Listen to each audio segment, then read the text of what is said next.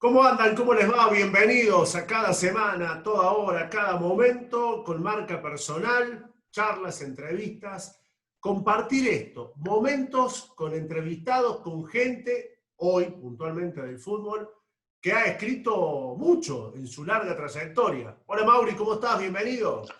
¿Qué tal, Juan Pablo? ¿Cómo estás? Un abrazo grande para todos. Y el protagonista de hoy es uno que ha estado en distintos lugares, adentro, afuera, cumpliendo diferentes funciones, ha pasado por todos los roles posibles que tiene el fútbol. ¿Sabés que en el fútbol de Córdoba la trayectoria de nuestro invitado hoy nació futbolísticamente en Talleres, después jugó en Deportivo Español en el mejor momento del equipo gallego, cuando era un equipo hasta incluso protagonista en primera división con grandes jugadores y por momentos casi una sucursal del fútbol de Córdoba, y jugó en dos grandes, en San Lorenzo y en Independiente. Pero también en el extranjero tiene una trayectoria con nombres pesados siendo director técnico.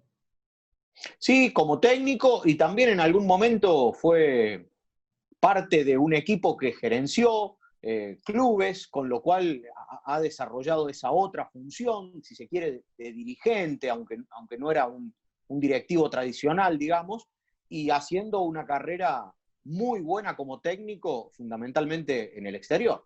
Bueno, el protagonista es Carlos Bustos, Carlos Julio Bustos. Y cuando Mauri dice que hizo de dirigente, puntualmente en la Argentina y en Córdoba, fue gerenciador de Belgrano.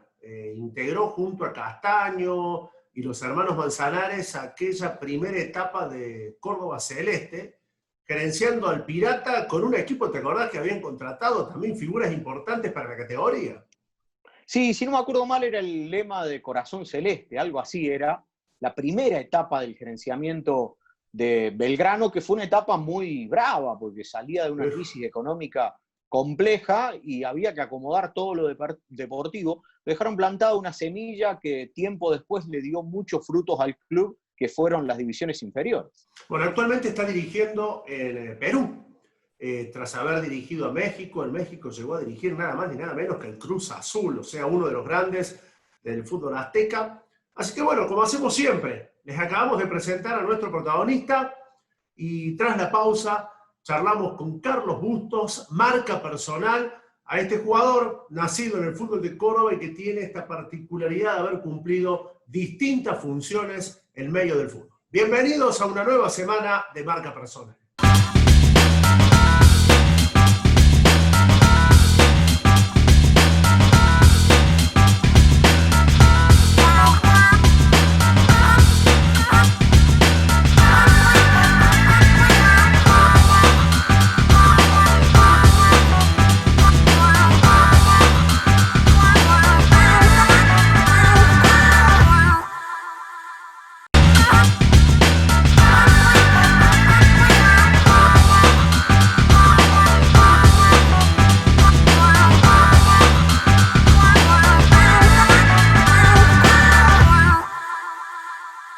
Bueno, Mauri, acá está el hombre multifacético, como recién lo presentabas a Carlos Bustos. Carlos, ¿cómo andás? El gusto de poder compartir este programa con vos.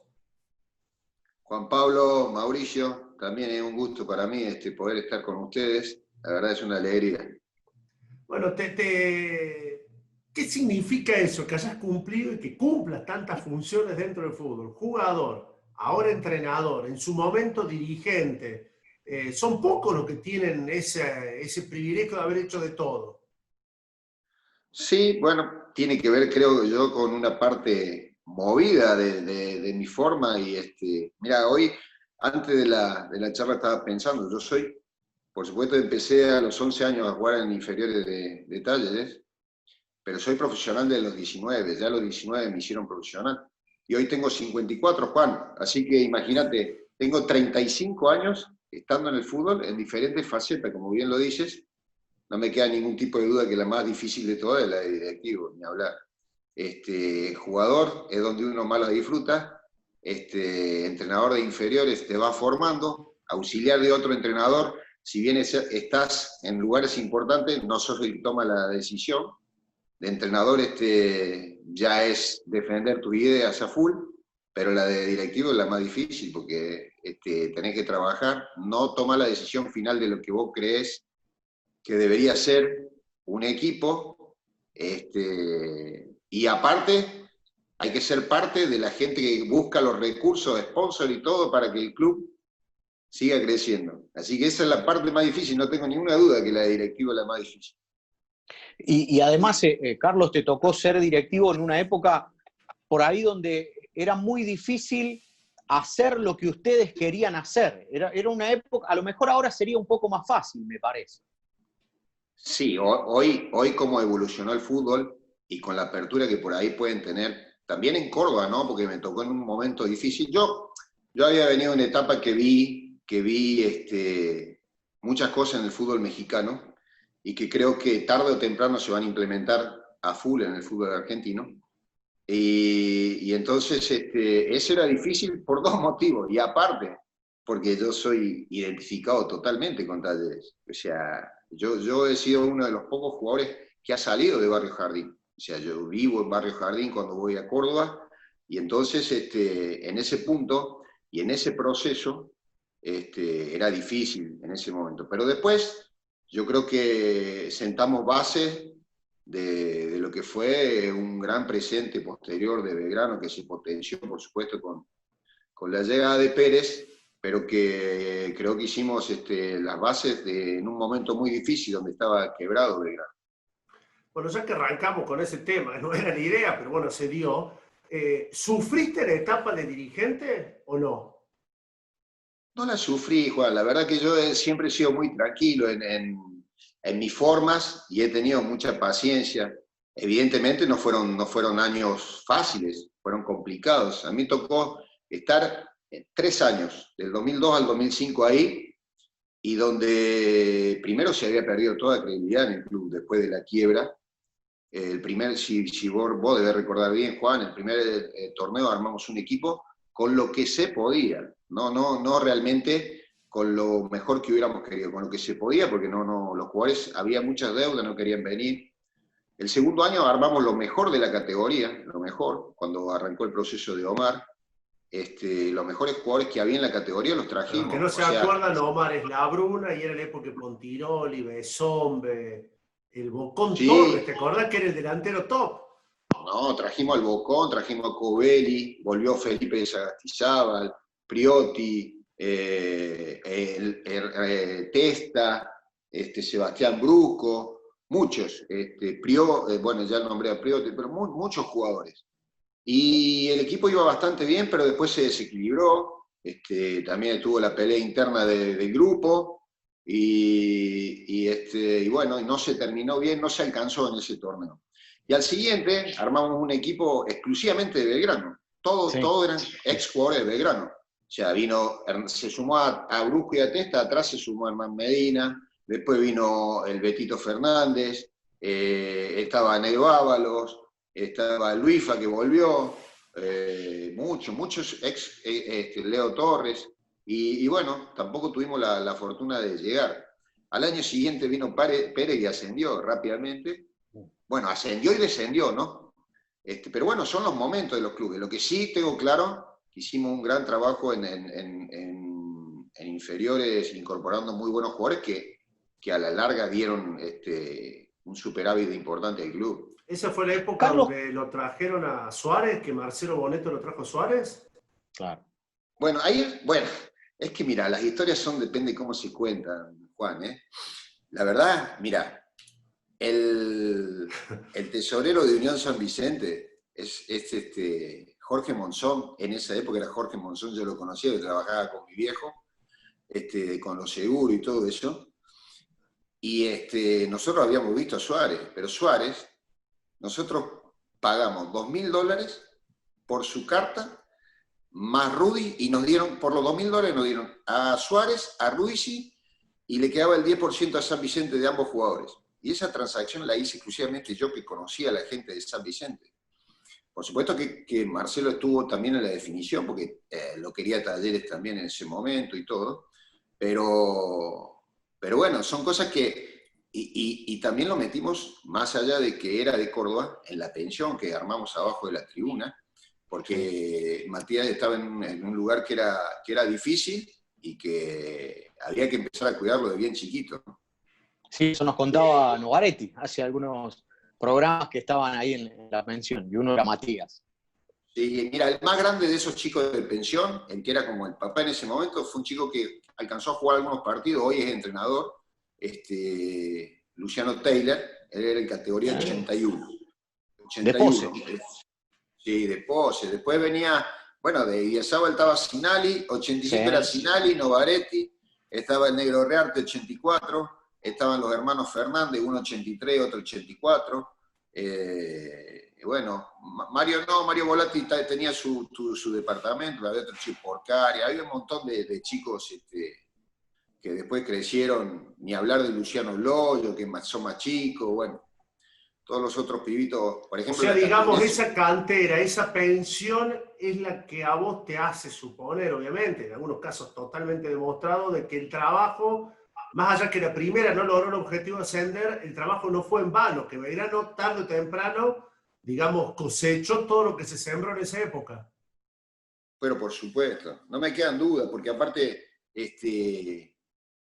hicimos dos procesos que por ahí poca gente conoce de Belgrano en ese momento. Incorporamos a Héctor Tocali al club y teníamos una gran relación con Hugo Tocali. Nosotros empezamos a jugar en divisiones inferiores 3 años antes que Talleres en ese momento. O sea, eso, el proceso de gerenciamiento de Belgrano se adelantó, o sea, en ese sentido. Talleres había tenido un proceso en el cual a mí me había tocado trabajar en inferiores, que había armado Ballarino en inferiores, y donde pasaron grandes técnicos como el Sapo, como Sergio Colión, el Nene Solazo. Tuvimos la suerte de pasar ahí, pero después se había como pinchado, y el que empezó a sacar un poquito de ventaja en ese momento fue Belgrano, hasta que después se vino el gerenciamiento de Talleres. Pero muchísimos jugadores, ¿eh? Por ejemplo, la gente de Belgrano de repente no sabe algunas cosas, por eso te digo que en sí yo no lo sufrí, yo disfrutaba ir a ver el crecimiento de todos esos chicos. La delantera 88, para que ustedes sepan, de esa inferior, los 3 fueron vendidos, o sea, los 3 salieron al exterior. Suárez triunfó en Bélgica, Chavarría triunfó en Bélgica, sí. y Hernán Echalar la remó en los torneos argentinos y todo eso, pero después en Colombia le fue bien, y también jugó en Ecuador. Entonces, o sea, son cosas que solamente la gente que ha estado internamente tiene el tiempo para pensar. O sea, la Pulga Río fue a México, Pepino fue a México, Montoya fue a Buenos Aires, el arquero. Todos esos chicos, vos debés recordar, un año nosotros nos comimos que se lesionaron todos los arqueros. Terminó atajando Godoy. Sí. Pero se lesionó Vicente, bueno, Germán, Osanzotti, que había venido el primer año. El otro Peloso. Peloso, bueno. Entonces, o sea, yo te digo, yo recuerdo todo, la incorporación de cada uno de esos pibes y cómo fue creciendo. Rigamonti, que hoy está ahí también, él lo trajimos de Almafuerte, 87. O sea, bueno, son procesos, ¿no? Es una parte del fútbol que a mí me gusta también. Yo ya de jugador, a los lugares que me tocaba ir, veía cuáles eran los chicos que sobresalían.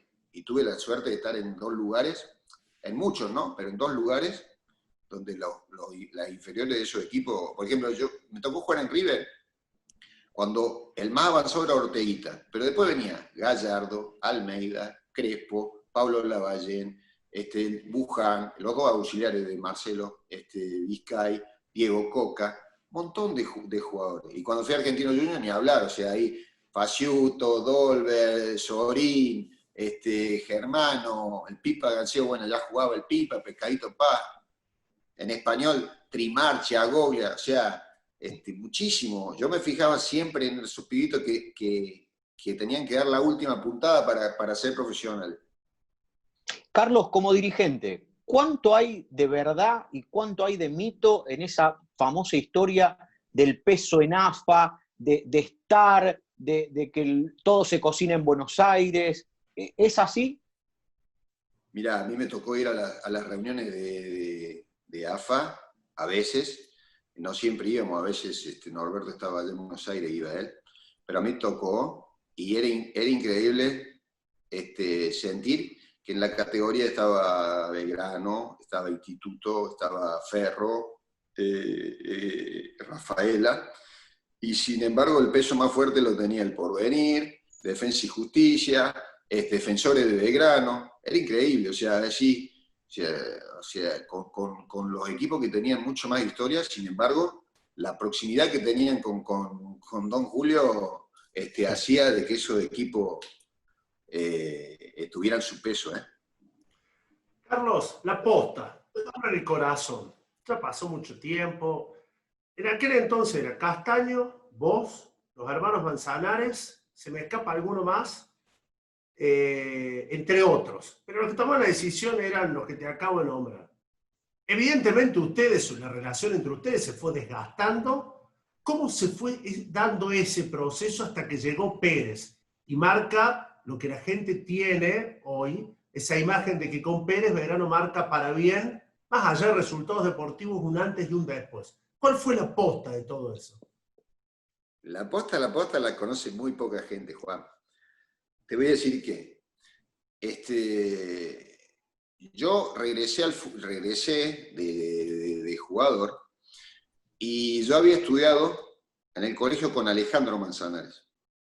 Luis Manzanares, 4 personas armaron. Primero, se presenta en convocatoria y hay dos grupos nada más que compran el pliego de licitación. 2. El nuestro que éramos Alejandro Manzanares, Luis Manzanares, Pablo Reina, el único hincha de Belgrano, y yo. Y del otro lado estaba Armando Pérez. Armando compró el pliego, no entró porque no sabía cómo organizar el club en ese momento y no tenía el recurso humano, la gente para hacerlo. ¿Sí? Sí. Cuando se dio que en definitiva no iba a estar, Norberto nos pidió, por favor, poder ser el presidente de Belgrano, que él iba a traer una empresa que iba a apoyar y que iba a aportar una parte importante y nosotros el trabajo. Después, lo que sucedió es que esa empresa no entró y Norberto trajo otro socio, pero lo cierto es que nosotros fuimos unos atrevidos no con el capital necesario para manejar un club como Belgrano. Después se sumaron 2 grandes amigos, el Pato Cáceres y el Chueco Oliva. Realmente esta parte de la sociedad era la que tenía los papeles conformados. Por eso después cuando se arma el problema de Norberto con Omar, Norberto, o sea, solo había acordado, pero el pliego de licitación había sido comprado por Córdoba Celeste, que Córdoba Celeste éramos estos 6 que te digo. ¿Sí? Y después, por eso, imagínate, en un momento uno manejaba una parte y después había que manejar todo el club, porque ya la parte de Norberto tampoco estaba. Entonces, después era un poquito imposible, después de 3 años, de no poder conseguir el ascenso en un equipo como Belgrano, y que invertíamos, porque después, como te dije, después del primer año, los otros 2 años se conformaron 2 buenos planteles, Máquina Giampietri, Negro Villarreal, que me olvidé, de José Luis, Pepe Albornoz también estuvo, que hoy es mi auxiliar. Después, bueno, apareció Pérez después de 3 años, a través de Luis Manzanares, que dijo que quería comprar. Nosotros no sabemos en definitiva bien cómo fue la situación de la venta, pero era un momento que ya iba a ser complicado armar el cuarto plantel. Y por eso se potenció, por eso lo potenció económicamente, pero la realidad que el armado de la logística de una estructura la hicimos nosotros. O sea, ¿Ustedes terminaron también con conflictos, con peleas o no? No. Ahora, Carlos, seamos realistas, vos me estás diciendo, no sé cómo fue la venta, y vos decís, ¿cómo lo vas a saber si vos eras parte de la sociedad? Casi sentido común. La venta la manejó una parte una parte del grupo, y nosotros como que después había un desgaste, después de tanto tiempo, pues como que salimos hechos de la situación, ¿me explico? O sea, en vez de tener la posibilidad que creíamos, ¿no? Había parte, por ejemplo, algunos de los muchachos dice, no, pues ya van a empezar a salir los jugadores y vamos a poder seguir el proceso y todo eso, pero lo cierto es que nosotros no éramos un grupo fuerte económicamente para solventar alguna campaña más de Belgrano, eso sí. Entonces, por eso, parte del grupo se ocupó de la venta con Pérez y el resto, nosotros, está bien, estuvimos de acuerdo para que saliera porque era difícil afrontar lo que sigue. Pero realmente en el proceso de venta no participamos. Pero la verdad es que Pérez, en el Nacional B hace falta plata, en primera división es diferente. Pero la verdad es que Pérez compró el pliego el mismo día que nosotros, solo que no tenía armada la estructura. O sea, después, cuando vio cómo funcionaba todo, mirá, la gente que metimos en pensión, los profes inferiores, toda la gente, el recurso humano que incorporamos, muchísimos quedaron en el club. Y por supuesto que necesitaba una inyección económica para poder crecer la institución. ¿Por qué esa diferencia entre la B y primera? ¿Por qué en la B hace falta plata, sí o sí? Porque los recursos de televisión, que son los que marcan el fútbol en todo el mundo, son muy diferentes en primera división que en Nacional B. O sea, vos podés ver el estadio lleno, no significa absolutamente nada más que el 5 o el 10% de lo que se necesita afrontar para manejar un club de esta categoría. O sea, la gente, por más que vos veas 20.000 personas en la cancha, solamente significa el 10% de lo que se necesita. Luego tenés que crear un montón de otros ingresos, que son socios, sponsor, lo poquito que te da. En Nacional B la televisión, a diferencia de primera, es abismal. Es abismal. Un equipo como... Por eso pudo crecer, por ejemplo, Lanús, esos tipos de equipos, o Arsenal, Defensa y Justicia, casi se mantienen con la televisión. No importa que no haya nadie en la cancha. Claro. Carlos, vamos a hacer la primera pausa. Se me ocurre plantearte esto. Creo que después de tu experiencia como dirigente te espantaste y dijiste, me voy a ser técnico y que hagan lo que quieran. ¿Una cosa más o menos así o no? No, Juan, yo he sido siempre muy movido. Mira, yo he sido siempre muy movido, te digo. Yo he tomado determinaciones en mi vida que tienen que ver con lo que pensaba, con lo que sentía en ese momento, y tal vez no ha sido no lo mejor. Pero, o sea, a mí no me espantó nunca nada. Por eso te dije yo, no es que lo sufría lo de Belgrano. O sea, me daba a lo mejor bronca de no conseguir el objetivo. Pero claro, yo después de Belgrano me fui a dirigir Sportivo Belgrano de San Francisco en Argentino B, en el Argentino B, viviendo en un cuartito chiquito. Y en su momento de jugador me fui de River, teniendo contrato un año más, porque no me gustaron algunas cosas. Pero por eso te digo, y yo me fui de Chivas, que es el equipo más grande de México, a dirigir a Dorados en el ascenso, que conseguimos el ascenso. O sea, en ese sentido, soy medio loco, tomo algunas determinaciones por lo que pienso y siento, nada más, pero no, asustarme no me asusta absolutamente nada. Carlos Bustos, con nosotros, el marca personal. ¿Sabes que me había olvidado que había jugado en River, entre otros clubes, y también en Argentino? Pero ya hablamos del etapa de jugador. ¿Qué más, Mauri? Y dirigir las Chivas, es Boca, River, es el Real Madrid.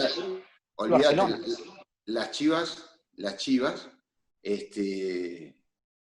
claro, a ver, en el folclore, Boca River, lo mejor de nuestro país, pero solo imagina lo siguiente, a las Chivas lo siguen 40 millones de personas, claro. Es casi todo nuestro país, o sea, que Boca y River juntos, lo siguen, ¿me explico? En México, y aparte tiene un mercado en Estados Unidos. O sea, a mí me tocó dirigir en Nueva York contra el Bayern Múnich de Guardiola. Y me tocó dirigir en Houston contra el Milan de Filippo Inzaghi. ¿Me explico? O sea, no hay dimensión de repente de lo que significa el fútbol mexicano. Bueno, de todo eso hablamos tras la pausa, marca personal, con Carlos Bustos. Ya venimos, no se vayan.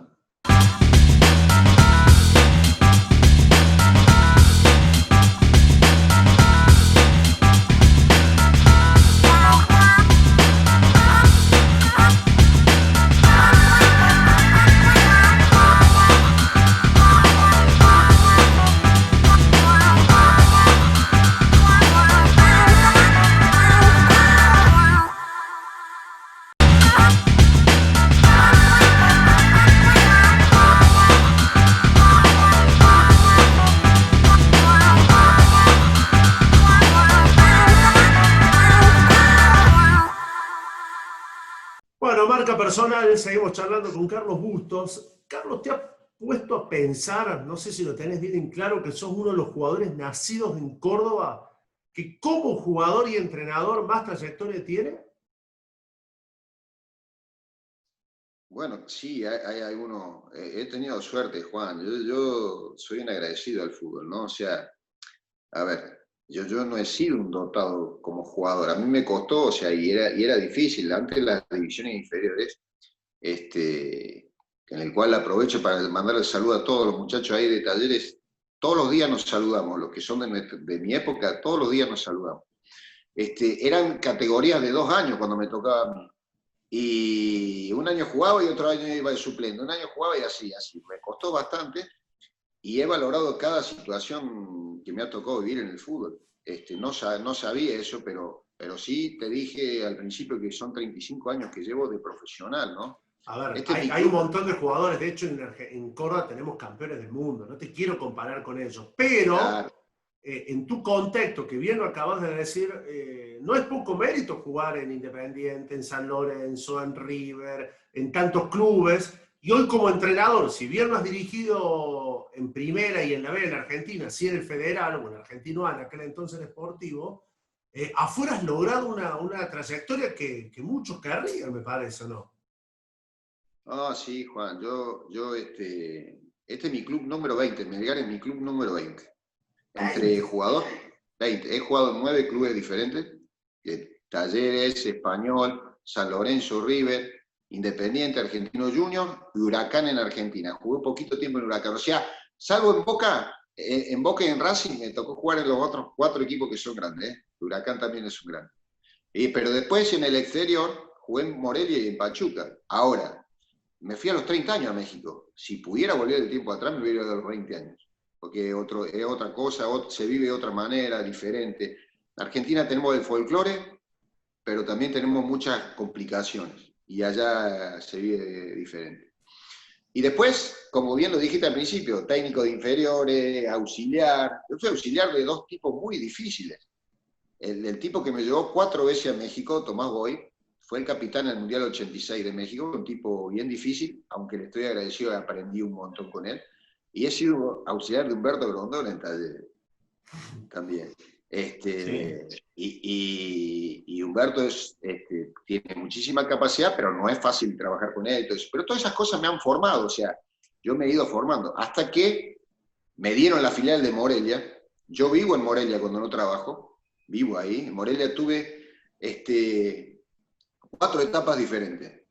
2 de jugador, 5, perdón. 2 de jugador, una que me dieron que fui auxiliar técnico de Tomás, 3 años y medio. Otra que me dieron al equipo filial, como si fuera Nacional B, el Toro Nesa, al Nesa Fútbol Club, y la de director técnico principal. Y soy un agradecido de todo. Y hoy soy un agradecido de acá, de estar en el fútbol peruano, porque viene creciendo, porque la muestra y el trabajo de la selección es lo que todos vamos detrás de eso. Gareca está haciendo un trabajo extraordinario. Y encima, no son muchos los clubes que están bien en Perú. Y a mí me tocó 2 proyectos muy buenos. Uno, la San Martín, que estuve 2 años, 18 y 19, que juegan 3 grandes o 4 grandes y todos pibes. Todos pibes. Metimos, en nuestro proceso de 2 años, hubo 17 jugadores que pisaron selecciones juveniles. Y ahora estoy en Melgar, que después de los 3 equipos grandes, hace de cuenta que estoy en Arequipa, que Melgar es Arequipa es Córdoba, que fuera Córdoba, y es el más grande del interior del país. Después de la U, Cristal y Alianza, Melgar viene ahí. Donde aquí fue ídolo el Luisfa, ¿eh? El Luisfa en un año fue ídolo. Sí. Goleador. Carlos, ¿por qué el fútbol de México es mejor que el argentino en lo organizativo? Esa es una parte de la pregunta. Y la otra, si crees que fácil va a poder trasladar eso a Talleres. Bueno, la primera parte es muy fácil, es una lectura muy fácil. Es un fútbol mucho más poderoso porque, primero, triplica en cantidad de habitantes al país. Entonces, si la televisión es el ingreso más importante, o sea, si en Argentina algunos clubes subsisten con lo que el cable le genera, imagínate 3 veces más a los clubes, a menos, encima menos equipos, son 18 equipos los que se reparten, son 18, por eso asciende y desciende uno solo en México. No es porque, es por el valor de la franquicia. ¿Me explico? Es tanto el dinero que ganan, y aparte tiene el mercado de Estados Unidos, que hay muchísimo latino, que también se vende ese fútbol ahí. Entonces, las empresas que apoyan la televisión y la infraestructura que los equipos tienen, es abismal. O sea, le entran 50 y gastan 25. Entonces hay ganancia, ganancia, ganancia, ganancia, y eso permite contratar mejores jugadores, tener en algunos momentos una cantidad de extranjeros. Ahora está ordenado. En un momento podían ser 10 extranjeros en la lista de 18 y 8 mexicanos, pero los equipos no contrataban 10 extranjeros, contrataban 20. Y 10 iban a la tribuna. O sea, es impresionante. Eso, después, trasladarlo al fútbol argentino, Andrés, por supuesto que ha hecho una revolución en Talleres rápidamente, posicionó al equipo en primera desde el argentino A, pero es bien difícil la idiosincrasia de nuestro fútbol. O sea, nosotros entendemos a los clubes como de los socios, y en México entienden a los clubes como de empresas. Entonces, es bien diferente. O sea, el sentimiento de identidad es bien difícil, por más que haga muchísimas cosas bien, que se termine de convencer a toda la gente. Y bueno, imagínate, hace poco cuando Pachuca cumplió 25 años, que puso ese video y metió la imagen de Talleres, los propios hinchas se volvieron locos, porque no les gusta eso. ¿A qué te voy a contar vos si vos lo sabés tanto o más que nosotros? Y para ellos es normal. O sea, el grupo Pachuca, imagínate, tiene Pachuca, León en primera división. Tenía antes, el año pasado, Minero de Zacatecas en segunda. Tenía parte del Real Oviedo en España. Tenía parte del Everton de Chile. Y de esa manera, que es diferente, que en Argentina no se puede hacer, pretenden tener como que Talleres así, pero Talleres tiene su idiosincrasia particular, no es parte de un grupo. Es un club con presidente y con estructura diferente. Pero, por Desde ejemplo, tu lugar en de México, hincha. perdón, Mauri, en México, el día que juegan Pachuca y León, si ellos dicen hoy gana León, tienen que ganar León. Eso es lo que acá me parece que está agarrado de los pelos, ¿o no? Sí, no creo que sea tan así, ¿no? Sí, seguramente hay interés y todo eso, pero los jugadores de un equipo y de otro del mismo grupo se odian. O sea, le quieren ganar peor, como diciendo, le pagamos a aquello que a nosotros, vas a ver, o sea, no sé, hay una competencia interna también, logro que les complica, ¿eh? Carlos, como ex directivo, como ex jugador, como técnico, como hincha, ¿qué evaluación haces de la gestión de Fassi? Dijiste algo así medio a la pasada, pero tenés una opinión calificada por todo lo que te digo. ¿Qué te parece? Me parece excelente.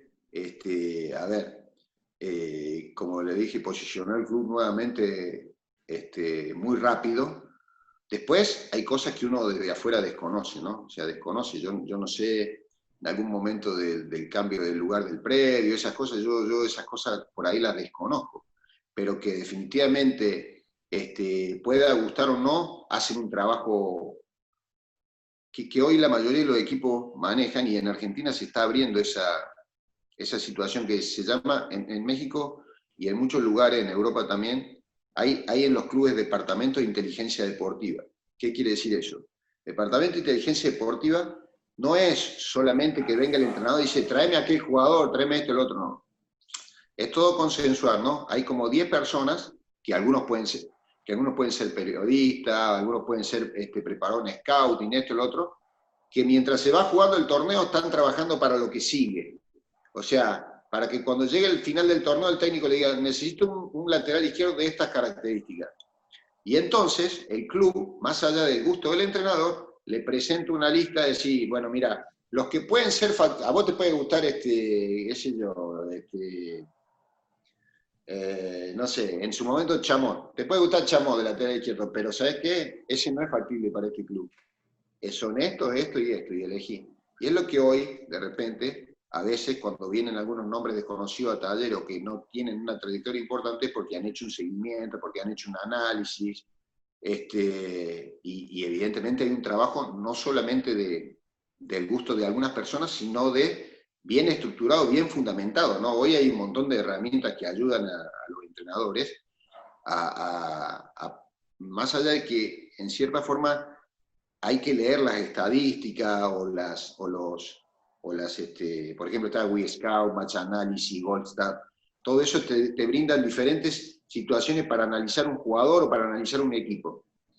En eso hay mucha gente, sobre todo joven, preparada, ¿no? A mí no me gusta mucho la estadística porque la estadística depende de quién la lee. O sea, si este tipo tiene 90% de pase bien, un volante central, y hay otro que tiene el 70% de pase bien, sí, está bien, pero después hay otra lectura en la estadística. O sea, ¿qué tipo de pase mete el que mete el 90% bien? Sí. ¿Y qué tipo de pase el que mete el 70% bien? El del 70 a lo mejor te metió 3 veces solo al delantero y el otro juega para los costados permanentemente. Entonces, las lecturas tienen que ver también con los gustos y van haciendo la forma, pero la mayoría de los equipos, los clubes que crecen, van preparando ese departamento de inteligencia deportiva. Hoy, vos lo ves, hoy difícilmente a Boca vaya solamente el que le guste a Russo. Le tiene que gustar a Riquelme, le tiene que gustar a le tiene que gustar al otro y se consensuarán. Y en Racing no es solamente que diga el caso, sino que va a estar Milito y decir, no, sí, pero no es factible, sí, no me gusta, esto, lo otro. Entonces esas cosas hoy ya empiezan a funcionar en Argentina también. Curiosidad total. Carlos Bustos persona, ¿por qué eligió radicarse en Morelia, en México? ¿Qué te llevó a tomar esa decisión? Mira, Juan, la verdad que es una ciudad preciosa, primero.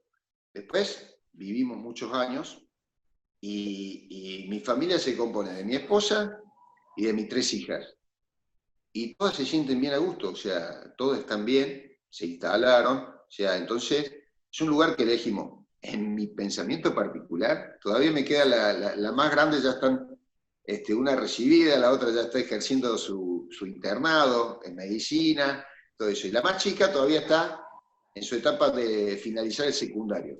Sí. Y ya a esa ya no queríamos mover más. Yo creo, yo soy medio bohemio, ¿me entendés? Yo le dije a mi mujer que vamos a vivir 3 meses en cada lugar, ya cuando deje de, o cuando ya no estemos preocupados todavía de la más chica, vamos a vivir 3 meses un rato acá, un rato acá, un rato allá, así que en ese sentido... ¿Y cómo se asume la vida? ¿Qué sé yo? Tenés a Diego, tu hermano, laburando hasta el día de hoy en Belgrano, Fabián, dirigiendo otro grande del continente, en Sudamérica, como es Barcelona y Guayaquil, vos en México, bueno, tu vieja en Córdoba. ¿Cómo se asume la vida de semejante cosa así? Bueno, o sea, hoy, Juan, en estos momentos, yo ni quiero ni pensar. Hoy yo estoy acá solo en Lima, porque mi mujer se fue, cuando iban a cerrar fronteras, se fue para estar allá con mis hijas, pero pues nadie pensó que esto iba a ser tan loco y es tan complicado, ¿no? Y que lo seguimos viviendo. Pero hoy no quiero ni pensar en eso. ¿Sabes por qué? Porque si sucede alguna cuestión que uno no piensa, no puede ni siquiera arrancar. Yo no puedo ni salir de acá. ¿Me explico? O sea, qué sé yo. Entonces, definitivamente quiero que pase esto y bueno, siempre estamos conectados. Nosotros somos una familia bien unida y siempre estamos pendientes el uno del otro. O sea, yo con mi vieja hablo todas las tardes, todos los días. Pero... O sea, quiero ir, quiero que abran esto y quiero poder estar con ella, mejor pasar las fiestas ahí y todo eso. Entonces, es difícil, pero bueno, o sea, he tenido la suerte de que mi familia también me acompañó siempre a todos lados. ¿Y Córdoba? ¿El sueño de volver a Córdoba a dirigir a Talleres? ¿Está o no? Sí, me encantaría por lo que es Talleres, o sea, porque... por lo que puede haber significado, o sea... todo muy lindo, ¿no? El orden mexicano, pero tenés la adrenalina de venir a la locura nuestra. Sí, pero ¿sabés qué, Juan? No. Talleres sí, especialmente. He tenido la posibilidad alguna vez de tener chance en Godoy Cruz, alguna vez hablé con algunos dirigentes de institutos, alguna vez hablé con algunos dirigentes de Ferro. Por una cuestión u otra, a mí me conoce poca gente como entrenador en Argentina. No me conocen. O sea, cuando tomaron la decisión, a veces llegar a un club no es solamente que tenga la suerte de reunirte con los directivos, sino que hay que ver por qué lado llegaste, hay que ver qué piensan de vos, o sea, en ese sentido, por eso digo de que me desconocen, en no saber cómo podemos laburar y todo eso. Pero no me vuelve loco el fútbol argentino, la verdad. He vivido muy bien en otros lugares, sí Talleres, porque Talleres, o sea, evidentemente es donde arranqué. Y en el único lugar que he tenido la posibilidad de los 9 equipos que jugué de volver a trabajar fue a Morelia. Si bien he dejado las puertas abiertas en todos lados, fue en el único que yo pude volver a otras funciones. Mira vos. Bueno, en Talleres en su momento en inferior y como Giovanni Humberto, ¿no? Pero no como cabeza principal. ¿Y qué te acordás, Carlos, del pibito que debutó en la primera de Talleres? De aquel chico que se convirtió tan joven en profesional. Mira, a mí me tocó vivir una época muy difícil. Yo soy agradecido de esa etapa, pero era muy difícil jugar. O sea, si no se retiraban los monstruos que había, era difícil que jugáramos, ¿no? O sea, imagínate, yo crecí viendo a Galván y Oviedo, la mejor saga central de fútbol de Córdoba de la vida, la mejor de todas. Y atrás estaba el Gringo Vinero también y todo eso. Y después vinieron algunos jugadores y bueno, algunos chicos que tenían más condiciones que yo no tuvieron la chance de afianzarse. Pero ahí como centrales del club, Arzubialde, le tocó en algún momento a mí, a Kesman, a Ulgen, a Mamana, a algunos chicos, pero era muy difícil en esa época instalarse en primera división, porque estos monstruos jugaron un montón de años. A mí me tocó, gracias a Dios, cuando ya se estaban retirando. Si no, y mirá, debuté en Talleres, justamente debuté en primera, en un Ner Nicola, en cancha de Racing, porque se lesionó Galván en el entretiempo, el año 87. Eso era un miércoles, y el fin de semana jugábamos, y debuté porque Luis estaba lesionado. Cuando volvió, me corrieron a mí de zaguero izquierdo, y pude jugar, él tenía casi 40 años, y yo tenía 20 años. Entonces, la verdad, el privilegio de haber jugado con esos monstruos, con el que fue mi ídolo de jugador, que fue la Rana Valencia, el monstruo, el mejor que yo vi. He jugado con monstruos, he jugado con Burru, he jugado con Ramón Díaz, he jugado con el Tigre Gareca, he jugado con muchos, con el Puma Rodríguez, con muchos, pero Valencia fue un monstruo. Bueno, con Carlos Bustos, los invito a que hagamos una pausa y en el siguiente bloque hablamos de eso, de tu etapa como jugador, porque al fin y al cabo has enfrentado y has compartido vestuario con un montón de grandísimas figuras. ¿Por qué era tan bueno Valencia? ¿Qué tenía que era tan bueno Valencia comparado con los otros? Bueno, todo eso Valencia... lo contás después de la pausa, ¿querés? Ya. Tras la pausa lo contás. Claro. Bueno, claro. Con Carlos Bustos, marca personal, ya venimos.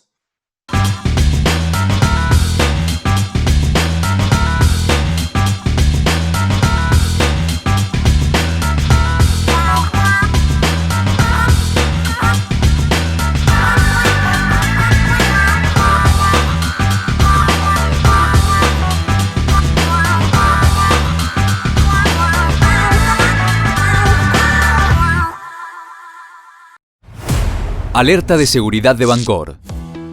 Es muy importante que estemos atentos a los fraudes y ciberdelitos. Desde Bancor, nunca, jamás te vamos a solicitar claves ni datos de tus cuentas. Nunca compartas esas claves, datos y códigos de seguridad con nadie. Son secretos, personales e intransferibles. Para acceder a Bancon, solo hay 2 formas. A través de la web www.bancor.com.ar o descargando la app Bancon desde Google Play o App Store. En redes sociales, seguí las cuentas oficiales de Bancor, identificadas con un tilde azul. Cuida la seguridad de tus cuentas. Más información en www.bancor.com.ar.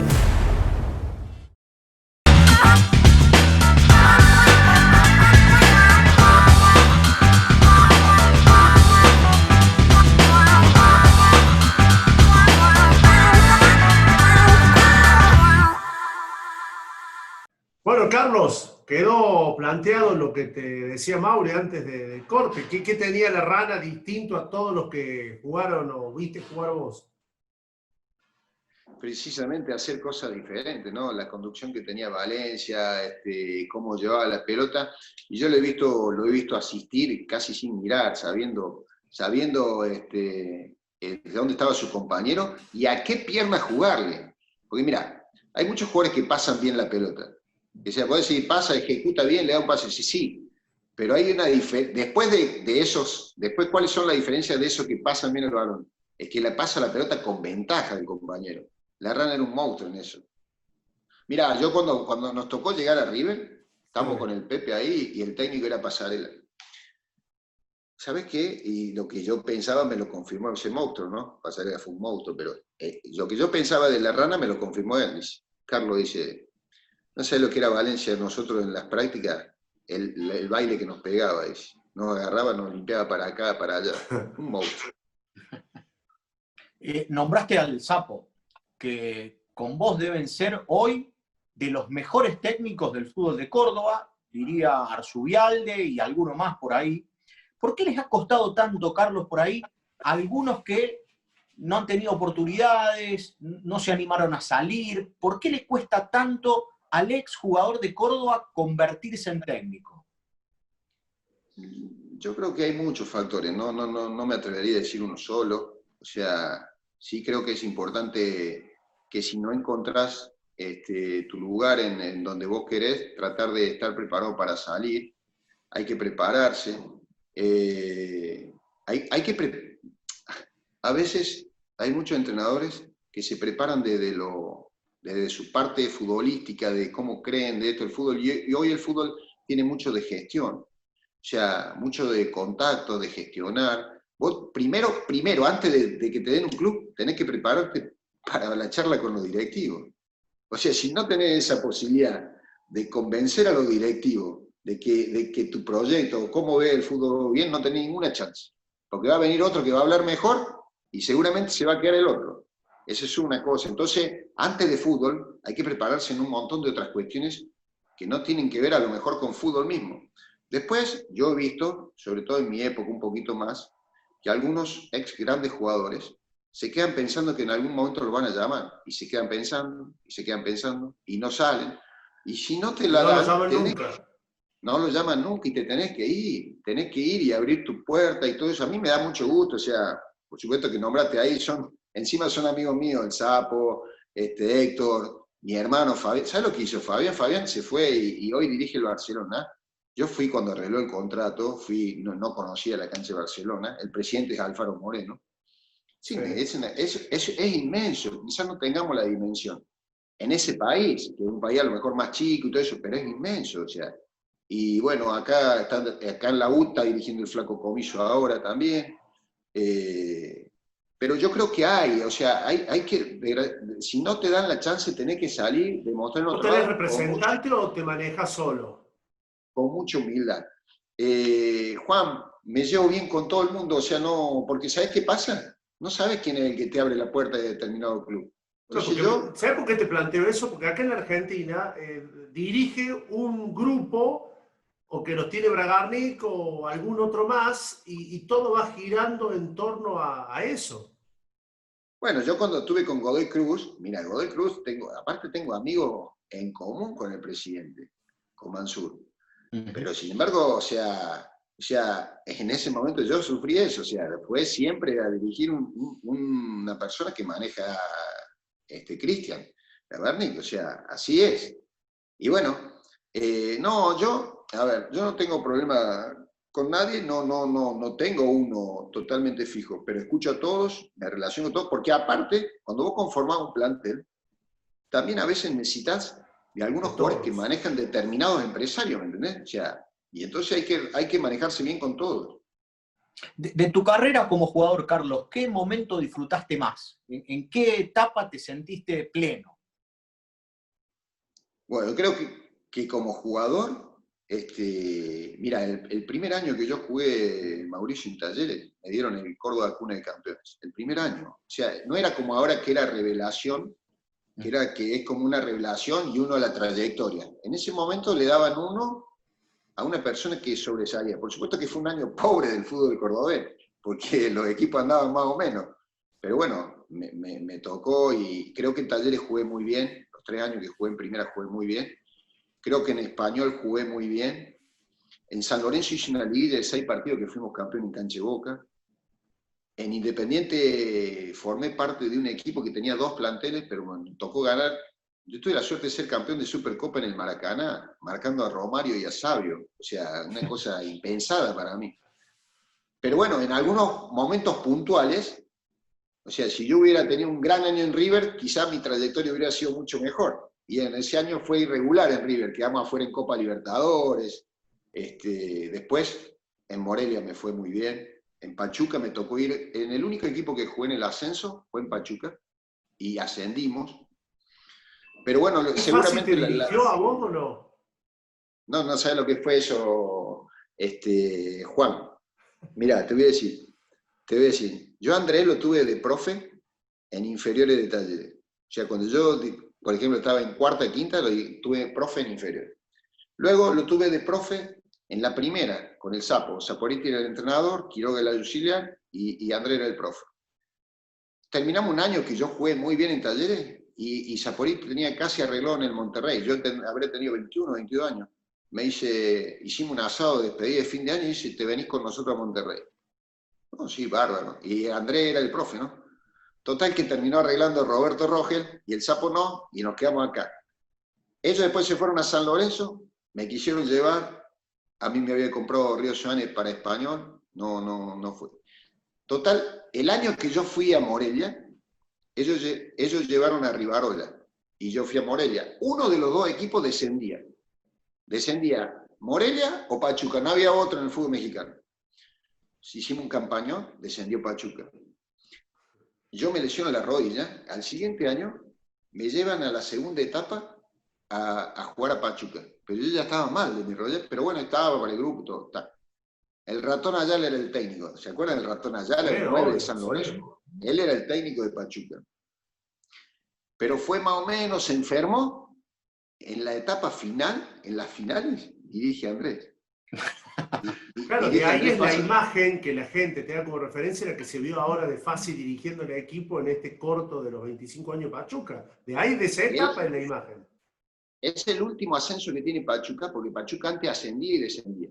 Pero el último ascenso que tiene en el año 98, a mí me tocó, yo fui suplente ese día, no jugué, la final no la jugué, pues ya estaba más jodido de la rodilla, y Andrés fue el técnico, pero él dirigió los dos partidos finales, o el partido final, no me acuerdo, así.